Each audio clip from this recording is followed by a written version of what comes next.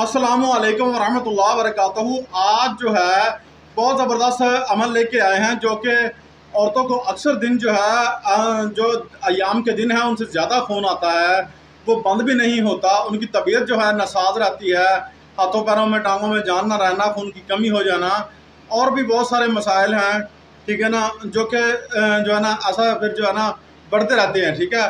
और जो है घर के अंदर मसाइल खड़े हो जाते हैं, शौहर के हवाले से खड़े हो जाते हैं, औलाद का मसला बन जाता है। और जो है ना अगर कुंवारी बच्ची हो, ठीक है ना, कोई और जो है ना शादीशुदा ना हो, तो आपने क्या करना है, इस तावीज़ को, इस आयात की तावीज़ को जो है लिख कर आपने जो है कमर पर बांधना है। इस नकूश को, तावीज़ को लिख कर कमर पर बांधना है। और लिखने से पहले या फिर इसकी फ़ोटोकॉपी ले लें, ये साइड पर शो होगा, ठीक है ना, इसकी फ़ोटोकॉपी बनवा लें।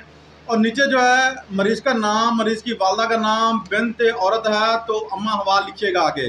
मैं पहले भी आपको बताता रहता हूँ कि नॉलेज जो है वो किसी के बाप का नहीं है। अमल जब भी लें कामिल उस्ताद से लें और तरीका पूरा करके जो है ना फिर अमल करें। कबूतर का खून लेना है या बकरी का खून लेना है, फिर आपने ये जो आयात का तवीज़ है, इसको आपने लिख कर कमर पर बांधना है।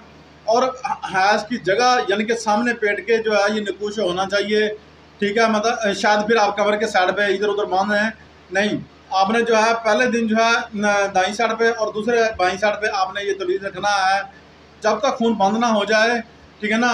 अयाम के दिन से फालतू खून जो आ रहा है, ठीक है ना, यानी कि इखराजी आ रही है, तो ये बंद ना हो जाए, तो ये जो नकूश है ये बंद रखें। ये आयत मुबारक जो है वो भी मैं आपको एक साथ दे रहा हूँ, ठीक है, वो भी आपने पढ़नी है 29 मरतबा, और उसके लिए दुआ करनी है फिर कि या अल्लाह मुझ पर रहम फरमा, और ताकि मैं जो है अल्लाह ताला आपकी इबादत कर सकूँ, मुझ पर रहम फरमा। अस्सलाम वालेकुम।